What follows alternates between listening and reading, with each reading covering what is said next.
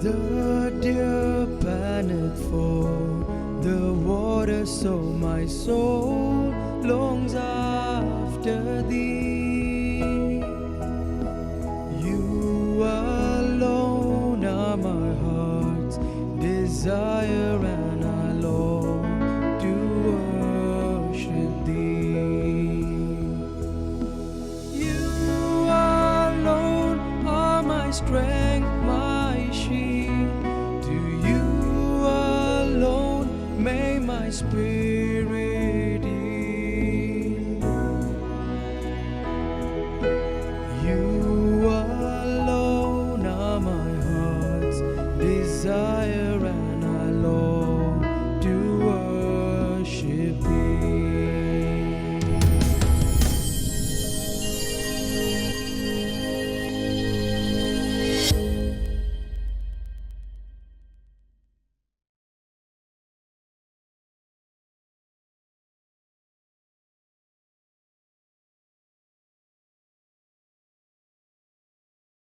Shalom, dear friends. Welcome to the last episode in the book of Genesis. We begin with chapter 49, which deals with the moving scene of the blessing that Jacob gives to his sons. It's actually a collection of sayings about the future destiny of the 12 tribes. It explains the historical and geographical importance of each tribe, starting from the time of David. People spoke of the role of different tribes, and especially David's time, they spoke of the tribe of Judah, David and his descendants, and the prominence and the prime importance given to the tribes of Judah and Joseph. So historically, these two tribes became more prominent. So what shall happen to you in days to come? In chapter 49, verse 8 to 12, the role of Judah becomes important. Let's now go to each of the sons and the blessings they received. Reuben, the firstborn, he is given the territory east of the Dead Sea. Once a leading tribe, but later on he is overcome by the Moabites. Why did Reuben lose his importance? The text says, your father's bed. It's an act of immorality, an incestuous crime described in chapter 35:22. So the author tells us it is because of that incestuous crime that the tribe of Reuben disappeared early as an independent tribe.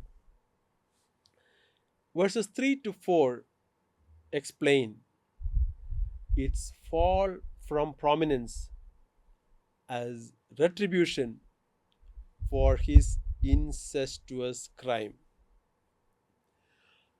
Behind the curse of Simeon and Levi, the events are recorded in chapter 34.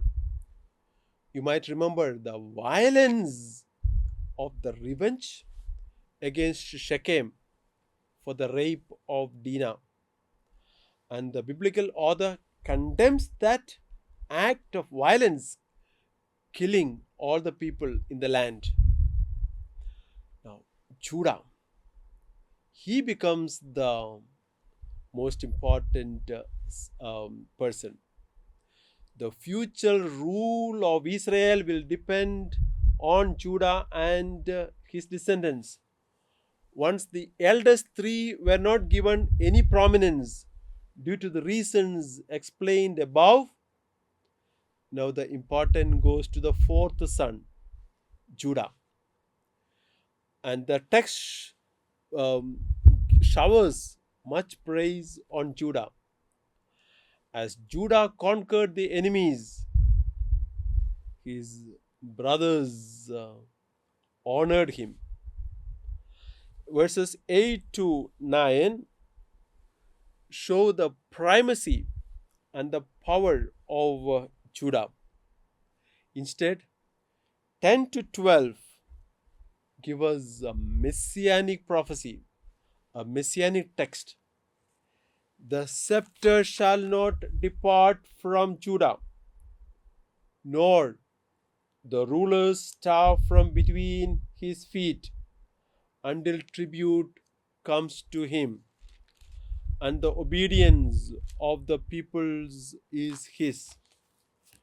Binding his foal to the vine, and his donkeys called to the choice wine.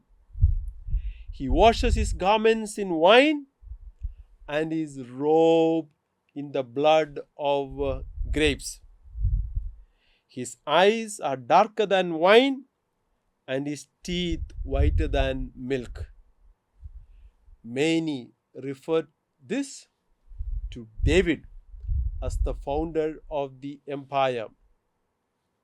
A prophecy, a time of abundance and prosperity. And this takes place in the Messianic age. Later, in the prophecies of Isaiah, the Messianic time brings in a time of prosperity and abundance. So people can afford to tie a donkey and its colt to their wine stems, or wash their clothes in wine. What does it mean? If a donkey is tied to the branch of a wine plant, it will automatically eat up all the wine, the branches. But because of the abundance of the wine, the loss of a few plants will not matter much. The wine is available in such abundance that they can even afford to wash their clothes in it. All exaggerated views on abundance, but they convey a message. In the Messianic time, there is abundance of wine. Then the blessing given to Zebulun, it would settle down by the sea coast near Phoenicia. In fact, that place is Zebulun. Issachar, he is derided for allowing himself to be lured by the fertile plain, only to become slaves of the Canaanites. The tribe became a vassal, accepting the yoke of the Canaanites. Dan, there is a play of words. Dan means you shall judge. But he is praised for establishing justice in the territory. There is a comparison with a snake by the roadside, portraying the insidious warfare of a small tribe in its rise to power. Gad settled down east of Jordan. He is cited for bravery in repelling the Ammonites and the desert marauders in Judges chapter 11. We come to Asher, the tribe of Asher. Thus, Asher, the tribe thrived in the coastal strip between Carmel and Phoenicia. It was so rich that it yielded royal delicacies, was known for its good and rich farm products. We get that in Deuteronomy chapter 33:24. What about Naphtali? A dove let loose. The idea of freedom, agility, and vitality. From Naphtali, we come to the very important and long blessing on Joseph, going from verse 22 to 27. And this is a long final blessing for Joseph. Jacob was most extravagant in his blessing to Joseph, a picture of the prosperity and strength of the populous tribe of Joseph, probably a time before the tribe was divided into the two sub-tribes of Manasseh and Ephraim. Deuteronomy chapter 33 attests to this. Look carefully at the titles given at the blessing. Mighty, verse 24, the mighty one of Jacob,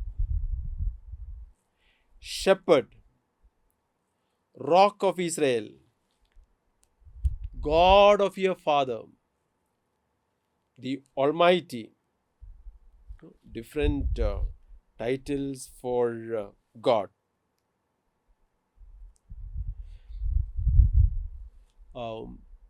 By the hands of the mighty one of Jacob, by the name of the shepherd, the rock of Israel, by the God of your father who will help you, by the Almighty who will bless you with blessings of heaven above, blessings of the deep that lies beneath, blessings of the breasts and of the womb.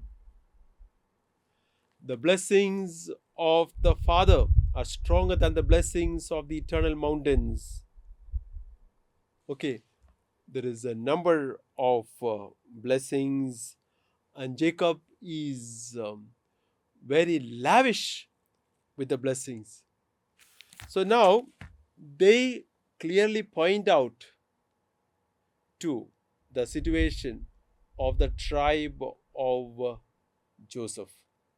So later, the two tribes of Judah and Joseph, they were the most flourishing tribes. And these blessings act as proof of what happened to them later. The blessings given by their father Jacob. The blessings of heaven symbolize that God who blessed them from above and who has control over all that is on the earth. So especially blessings of heaven, rain, dew, and sun. The blessings of grain and flour, good rain and fertile soil, and rich harvest. So in this blessing, the women will be blessed with many children. Abundance of children is a sign of God's special blessing. So in verses 23-26, there is a reference to the prosperity of the two sub-tribes, Ephraim and Manasseh. These are symbolic representation of the victories in war. The reference to Rock of Israel is used constantly in the Bible to symbolize God who is strong and unchanging, God who is dependable, trustworthy. Particularly in the book of Psalms, this expression rock stands for strength and protection. It is a symbol of God's unconditional love and constant fidelity. For the blessings of Jacob, we come to the blessings given to Benjamin. The ancestral blessing surpasses even the majesty and the fertility of all the hills and mountains. Verse 27, Benjamin is praised for its might. We come finally to the death and burial of Jacob. After his blessing in verse 28, 29, the last account says, I am about to be gathered to my people. Bury me with my ancestors. Remember once again the cave in the field of Ephron the Hittite, the cave of Machpelah, so holy, so important, so sacred for the people of Israel. And it's like a profession of faith. The land that Abraham bought from Ephron the Hittite as a burial site. There, Abraham and his wife Sarah were buried. Isaac and his wife Rebekah were buried. There, I buried Leah. The field and the cave that is in it were purchased from the Hittites. So it is like their profession of faith. Now, Jacob's story concludes by taking us once again to the promised land. To the Jews settled down now in Egypt, the tomb of the ancestors reassured them of a sacred memory and a hope of returning to their land. When? They do not know. But the hope always remained fresh. The deathbed scene is resumed from chapter 49 when Jacob's sons carry out the wish of the father. We saw the last testament in the middle of chapter 49. After the death of Jacob, Jacob will be buried according to his wish in the cave of Machpelah, the burial site of Abraham and Abraham and Sarah. How is the preparation taking place? They embalm the body of Jacob. Embalming is an Egyptian custom. We know that there are mummified bodies in Egypt dating back to 2700 BC or up to 3000 BC. The Egyptians mummified the body because they thought of preserving the body for the future residence of the soul. For the family of Jacob, this did not have any role. It was necessary to carry the body of Jacob to Canaan. So, it was important to mummify the body, embalm the body. Now, look at the way the Egyptians mourned for 70 days for Jacob. The great respect that they had for Jacob, the father of Joseph. Um, Out of respect for Joseph, Jacob was given not just an official state mourning, but also a royal funeral.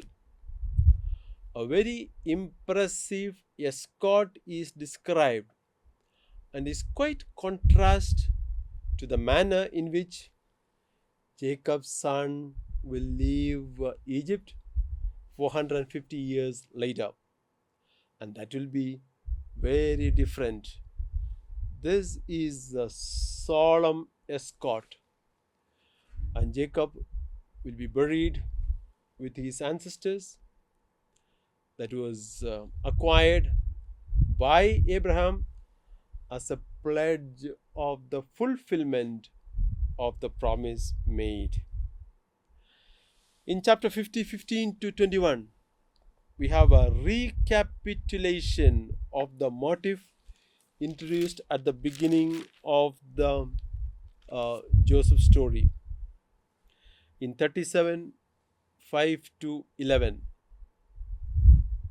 when the Joseph story was introduced, the speeches of the brothers reproduce the consternation recorded in chapter 45, 1 to 3. Now that Jacob is dead, what will Joseph be like?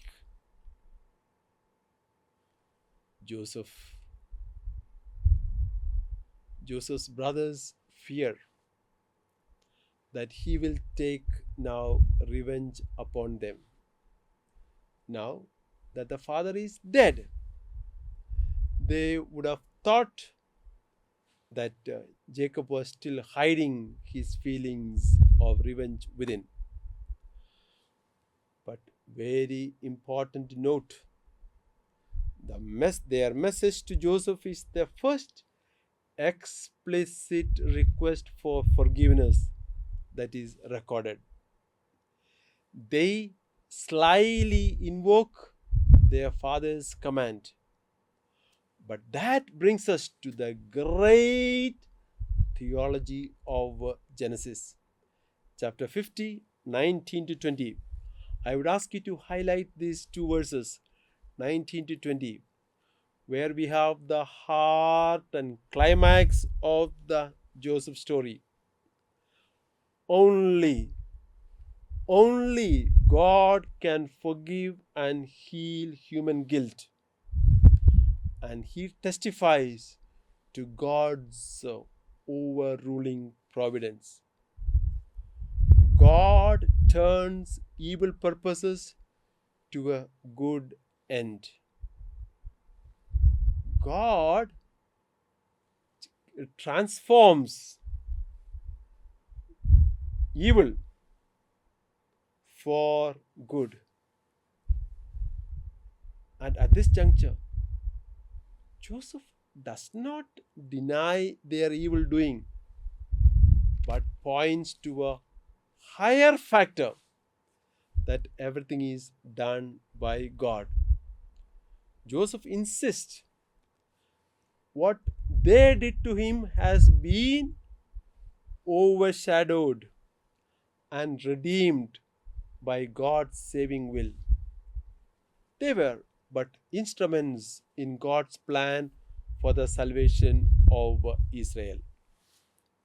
Shall we now go to the death of Joseph, verse 22 to the last 26.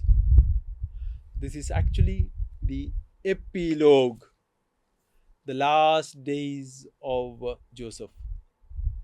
Joseph has now reached a respectable old age, which is in the sight of his descendants, typical of result of a typical Old Testament blessing. And Joseph enjoys both the old age and the blessing. 110 in view of Egypt is a ripe old age, and Joseph's adoption of Machir's children. The tribe of Machir later will stand strong in the Israelite confederacy according to book of Numbers chapter 32. The reference to um, knees, no, Ephraim's children of the third generation, the children of Machir, son of Manasseh, were also born on Joseph's knees. It signifies adoption. The last words of Joseph are very significant. Though the story ends in a foreign land, the promise given by God to Abraham, Isaac, and Jacob will be once fulfilled.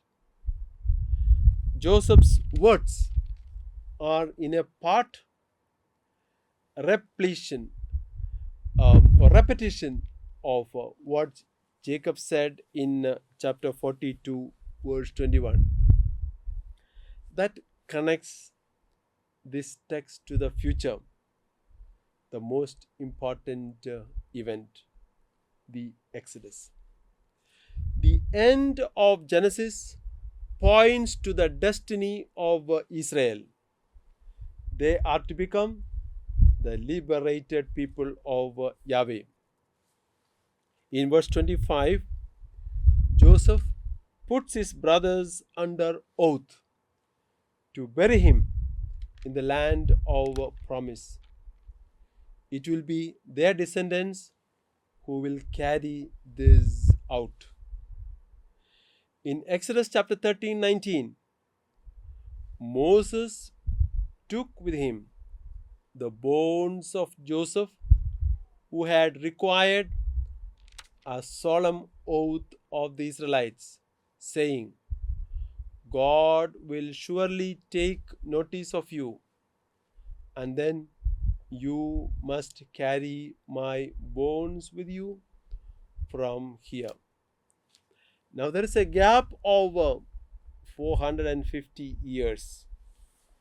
The text in Genesis is fulfilled in Exodus when the people of Israel came out of the land of Egypt. Again in the book of Joshua chapter 24:32 says the bones of Joseph, which the Israelites had brought up from Egypt, were buried at Shechem. So 40 years later, 40 years after Moses took the bones, brought the bones from Egypt, now in the book of Joshua, they are buried at Shechem. So the descendants of Joseph, even today, they claim the tomb in Nablus in the modern Israel, where people revere as Joseph's tomb and a pilgrimage site. Thus, the story of the patriarch ends on a note open to the future in Palestine. I would like to conclude with a few theological messages. It continues the key themes of the earlier chapters of Genesis, such as the divine promise of protection for the leader who trusts in Yahweh, and the mysterious ways of divine guidance. The story emphasizes the hidden ways of God in leading Joseph. The importance of dreams for knowing the future. They play a major role in discerning God's ways and God's providential control over world events. The author wants to convey a very important message. I would like to highlight this as the conclusion to the book of Genesis, that the slavery of Israel in Egypt is not the fault of Israel. Repeat, the slavery of Israel in Egypt is not the fault of Israel, and liberation from Egypt is not their merit either. Both are part of God's design in the salvation history. So, friends, in the next book, that is Exodus, which is the theologically the most important book in the Bible, we will take up the story of the people of Israel 400 years or 450 years after the conclusion of events in the book of Genesis. Till then, Shalom. God bless. Thank you, Lord, for the gift and love of your sacred word. Open our hearts to put into practice that which you have revealed to us through your word. Amen.